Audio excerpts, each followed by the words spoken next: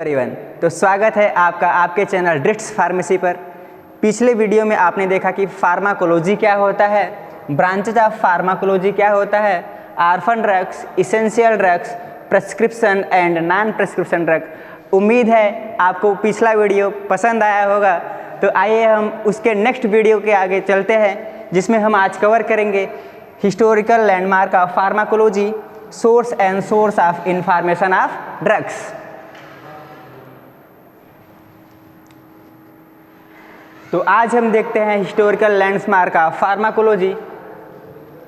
इन 1796 Edward Jenner first vaccinated. 1796 में सबसे पहले एडवर्ड जेनर थे जिन्होंने वैक्सीन का डिस्कवरी किया था।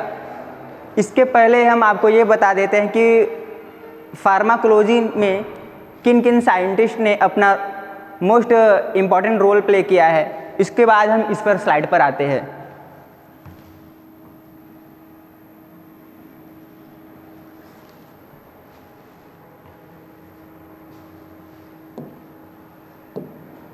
तो पहले हम जानते हैं फादर ऑफ फार्माकोलॉजी।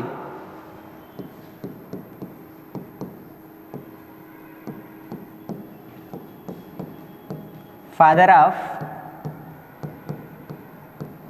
फार्माकोलॉजी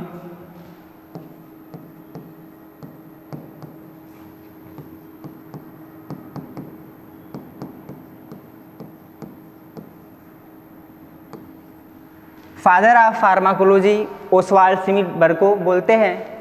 अब आइए हम देखते हैं फादर ऑफ मॉडर्न फार्माकोलॉजी, या तो father of Indian pharmacology. Father of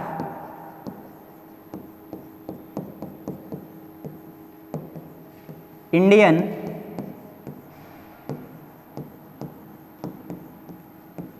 pharmacology call R.N. Chopra sir. अब आइए देखते हैं डिस्कवरी ऑफ पेनिसिलिन।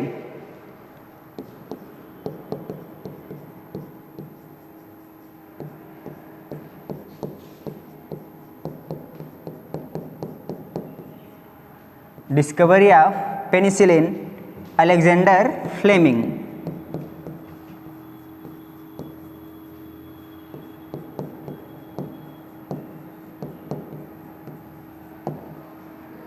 अब आइए देखते हैं discovery of streptomycin.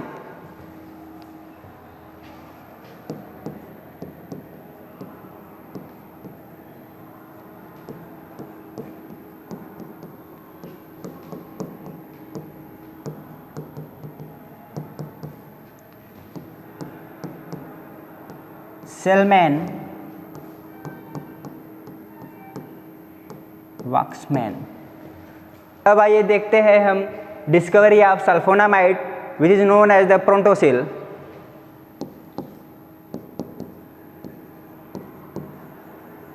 Discovery of anti microbial agent जिसको हम प्रोंटोसिल बोलते हैं। इसका जो डिस्कवरी हुआ था, इनका नाम था गरहार्ड डोमैक साहब। अब हम चलते हैं अपने स्लाइड पर।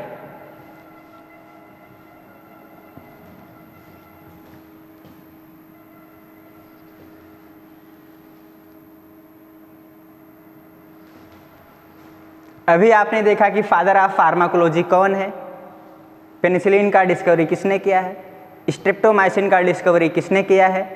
अब हम चलते हैं स्लाइड पर। तो देखते हैं एडवर्ड जेनर थे जिन्होंने फर्स्ट टाइम वैक्सीन को डिस्कवर किया था। रुडोल्फ वर्चो आए थे जिन्होंने सेल थियरी दिया था। उसके बाद पास्चर आए थे 1878 में। इन्होंने बताया था कि बैक्टीरिया जो है वो डिजीज का एक कारण है। अब देखते हैं syphilis was the first known disease for which a chemotherapeutic agent was use. जो कीमोथेरापेटिक एजेंट है सबसे पहले सिफिलिस डिजीज के अगेंस्ट में यूज किया गया था। The concept of receptor for chemical mediators first propose by Langley in 1905। तो जो ड्रग एंड रिसेप्टर का कॉन्सेप्ट है, क्योंकि कोई भी ड्रग जो है अपने स्पेसिफिक रिसेप्टर से बाइंड करने के बाद ही एक्शन शो करता है, तो जो इसका ये थियरी था सबसे पहले लैंगली ने 1905 में बताया था। अब देखते हैं, इसको तो हमने पहले ही कवर कर दिया है कि पेनिसिलिन का डिस्कवरी अलेक्जेंडर फ्लेमिंग ने किया था। सल्फोनामाइड को हम क्या बोलते हैं, ये एंटीबैक्टीरियल है, इसका डिस्कवरी गरहार्ड डोमेक ने किया था और इसको सबसे पहले क्या बोला था, प्रोंटोसिल। अब हम नेक्स्ट टॉपिक में चलते हैं, source of drug. Source of drug जानने से पहले अब हम चलते हैं एक ब्लैंक साइड की तरफ। आइए ब्लैंक स्लाइड ले लेते हैं, उसमें हम देखते हैं source of drugs.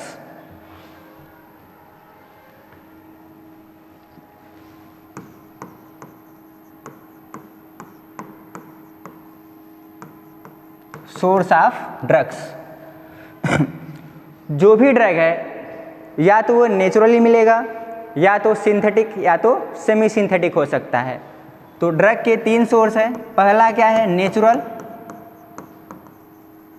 Natural source, या तो semi synthetic source, semi synthetic. तीसरा क्या है, natural, semi synthetic and synthetic.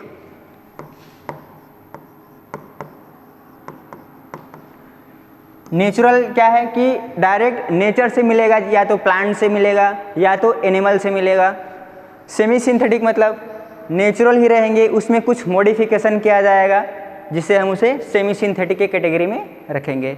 अब सेमी सिंथेटिक हो गया। अब सिंथेटिक क्या है भाई, जो कि फुली लैब में प्रिपेयर्ड हो, उसको हम बोलेंगे सिंथेटिक। अब नेचुरल में आपके प्लांट आ सकते हैं, एनिमल आ सकते हैं। अब आइए हम चलते हैं कहाँ, स्लाइड पर।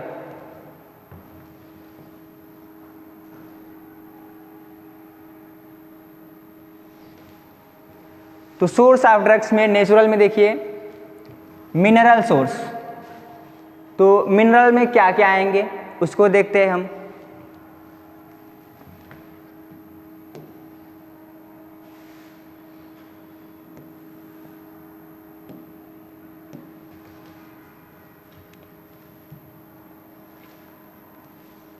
मिनरल में देखते हैं हम, जैसे magnesium sulphate,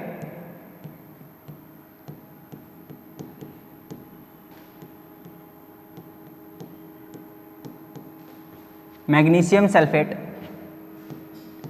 lithium carbonate,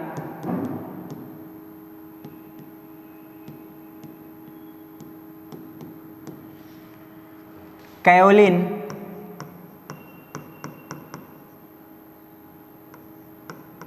etc।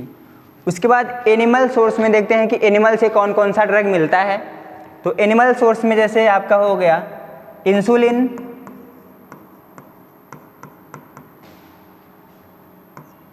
Heparin and मस्कोन।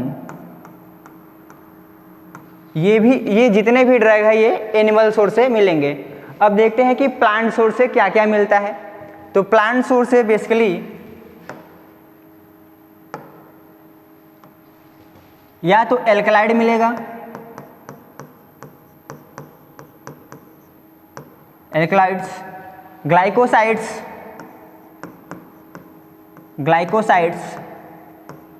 Volatile oil, tannin,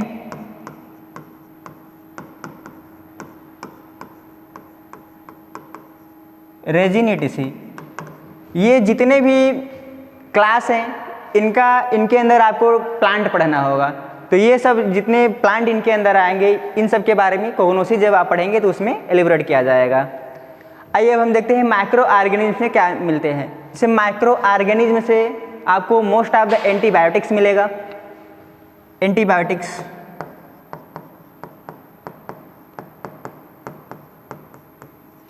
जैसे कि आपका पेनिसिलिन हो गया,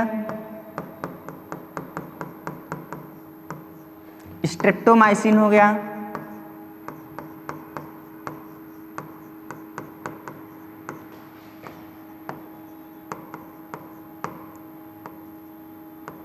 ग्लिसोफल्विन हो गया।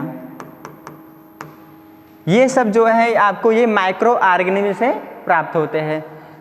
अब देखते हैं सिंथेटिक सोर्स क्या है। सिंथेटिक सोर्स मतलब जिसको फुल्ली लैब में प्रिपेयर किया गया हो। तो सिंथेटिक में जैसे आपके आते हैं पैरासीटामॉल,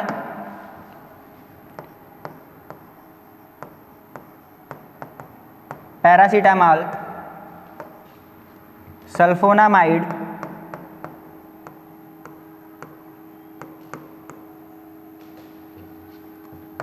एंड ऐसे बहुत ड्रग हैं जो कि सिंथेटिक सोर्स में आते हैं। अब देखते हैं कुछ ड्रग जो है जेनेटिक इंजीनियरिंग में मॉडिफिकेशन करके बनाए जाते हैं। जेनेटिक इंजीनियरिंग में मॉडिफिकेशन करके, जैसे कि आपका हो गया ह्यूमन इंसुलिन। क्या हो गया? Human insulin.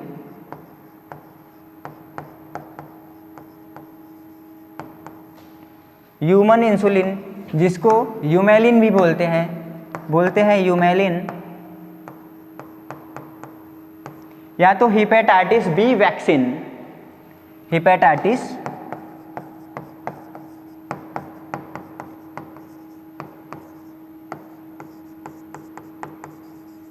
B vaccine. तो मिनरल में आपका मैग्नीशियम सल्फेट हो गया, लिथियम कार्बोनेट हो गया, कैलिन हो गया। एनिमल सोर्स से आपको क्या मिलते हैं? इंसुलिन मिलता है, हेपेरिन एंड मस्कोन मिलता है। प्लांट से आपके एल्कलाइड है, ग्लाइकोसाइड है, वोलेटाइल है, टैनिन है, रेजिन है, ये सब आपको प्लांट सोर्स से मिलेंगे। माइक्रो ऑर्गेनिज्म से आपको एंटीबायोटिक जो है मोस्ट ऑफ द एंटीबायोटिक मिलते हैं, जैसे कि पेनिसिलिन, स्ट्रेप्टोमाइसिन, ग्लिसोफल्विन, इन सब का जो सोर्स है सब माइक्रो ऑर्गेनिज्म से मिलते हैं। अब सिंथेटिक में जैसे आपका पैरासीटामॉल, ये फुल्ली लैब में प्रिपेयर्ड होता है। सल्फोनामाइड ये भी लैब में प्रिपेयर होता है। जेनेटिक इंजीनियरिंग में मॉडिफिकेशन करके जो ड्रग बनाए गए हैं, जैसे कि ह्यूमन इंसुलिन हो गया जिसको ह्यूमेलिन भी बोलते हैं, या तो हेपेटाइटिस बी वैक्सीन, ये जेनेटिक इंजीनियरिंग से बनाए जाते हैं। और देख लेते हैं जैसे नेक्स्ट स्लाइड में ऐड करके,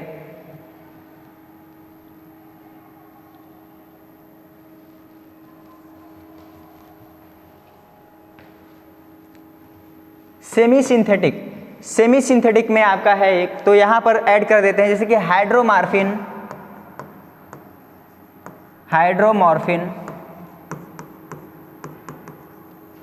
and hydrocodone.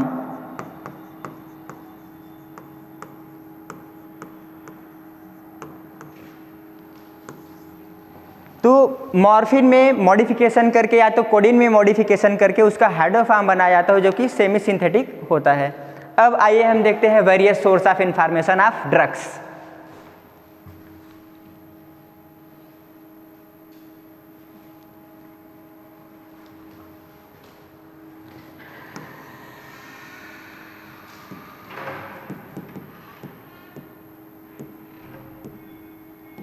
Various source of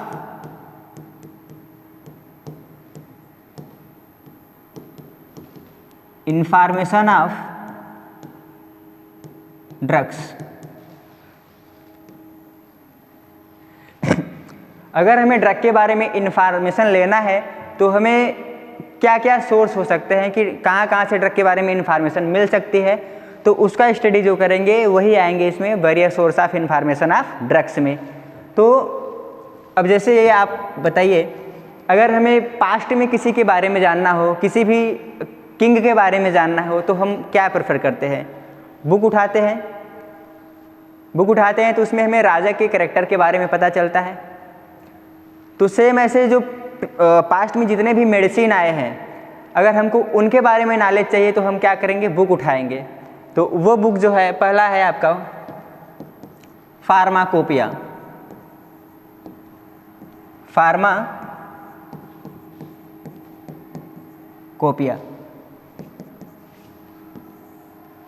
pharmacopoeia 3 होते हैं, ये अलग अलग कंट्री का अपना अलग अलग होता है।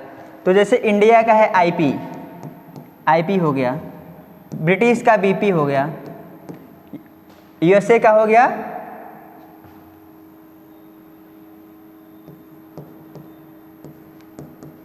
USP, ठीक है। अब ड्रग के बारे में जो इन्फॉर्मेशन लेना है हमें, तो वो फार्माकोपिया से लेते हैं। जैसे कि फार्माकोपिया से हमें क्या पता चलेगा, ड्रग का फिजिकल एंड केमिकल बिहेवियर क्या है, आइडेंटिफिकेशन कैसे करेंगे, ड्रग का प्योरिटी कैसे चेक करेंगे, ठीक है। ये सब जो इन्फॉर्मेशन हमको मिल रहा है, ये सब हमको फार्माकोपिया से मिलेगा। तो इसको हम अगर हम लिखना चाहें तो लिख सकते हैं pharmacopoeia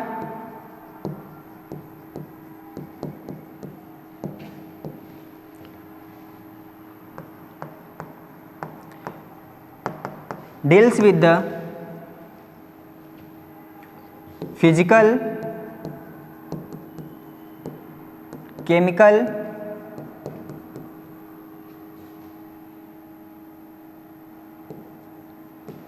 and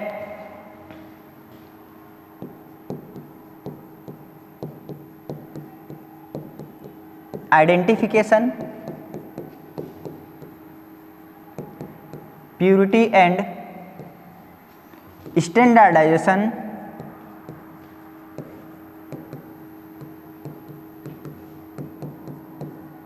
of drugs.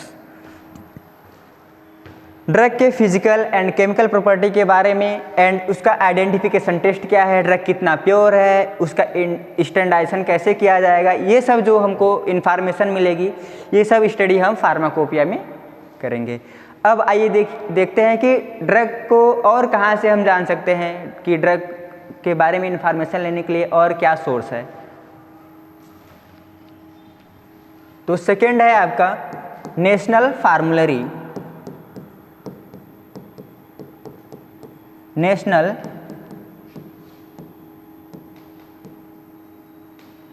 फार्मूलरी। National फार्मूलरी का मतलब यह है, जैसे कि आप रेस्टोरेंट समझ लीजिए। अब आप किसी रेस्टोरेंट में जाते हैं तो सबसे पहले आपको एक लिस्ट मिल जाती है कि इस रेस्टोरेंट में ये सब मतलब कि थिंग्स जो है अवेलेबल है। जैसे कि आपको, जैसे कि जो भी खाने के लिए, जैसे बर्गर पिज़्ज़ा हो गया, उसमें क्या इंग्रेडिएंट्स मिला है, क्या नहीं मिला है, ये सब सारे इंग्रेडिएंट्स के बारे में उसमें लिखा रहता है। तो अलग अलग जो रेस्टोरेंट है तो सबका जो लिस्ट है ये सबका अलग अलग होता है। तो सेम नेशनल फार्मूलरी वही होता है, इसमें ड्रग के बारे में उसमें क्या इंग्रेडिएंट्स मिला है उसके बारे में इंफॉर्मेशन होता है। और अलग अलग हॉस्पिटल जो है अलग अलग नेशनल फार्मूलरी अपना यूज करती है। तो देखते हैं क्या होता है इसमें। नेशनल फार्मूलरी डील्स विद दी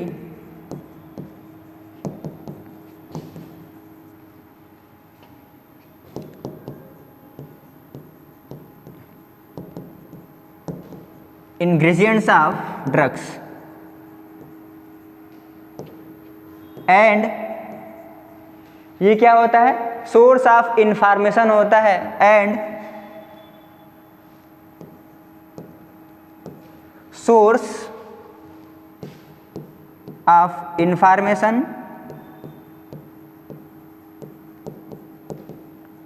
या तो ऐसे भी लिख सकते हैं, are usual drug reference book for chemist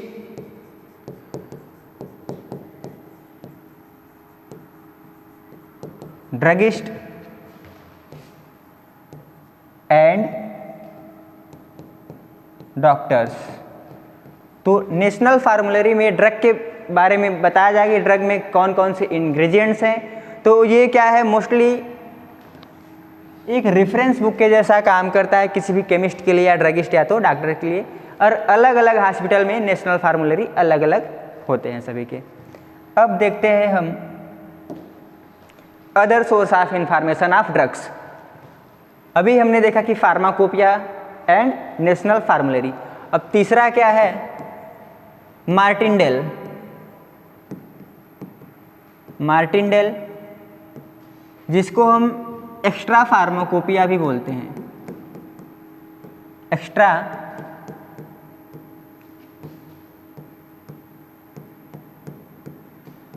pharmacopoeia. उसके बाद क्या है, जर्नल ऑफ फार्माकोलॉजी,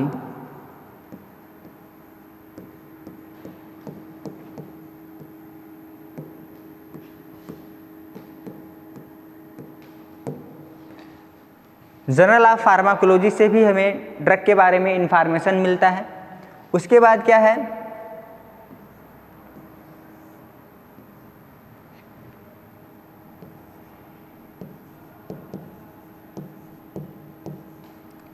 AMAD मतलब American medical association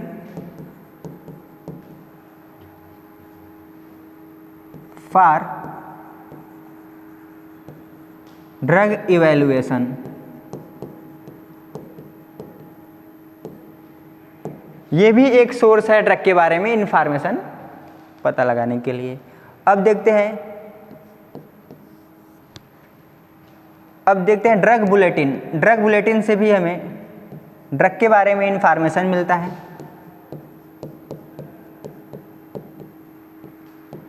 drug bulletins हो गया।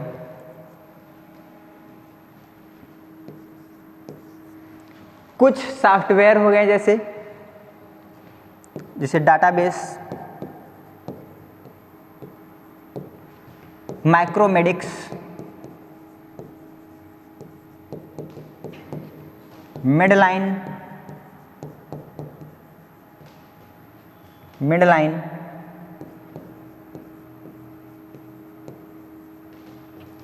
कोक्रेन लाइब्रेरी,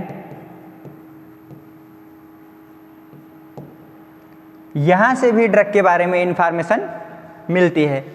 तो ये सब जितने भी टर्म्स हैं आपको माइंड में रखना है कि कहाँ कहाँ से ड्रग के बारे में इंफॉर्मेशन मिलती है, ड्रग का सोर्स क्या है। अब हम नेक्स्ट वीडियो में कवर करेंगे कि रूट ऑफ ड्रग एडमिनिस्ट्रेशन क्या होता है। तब तक के लिए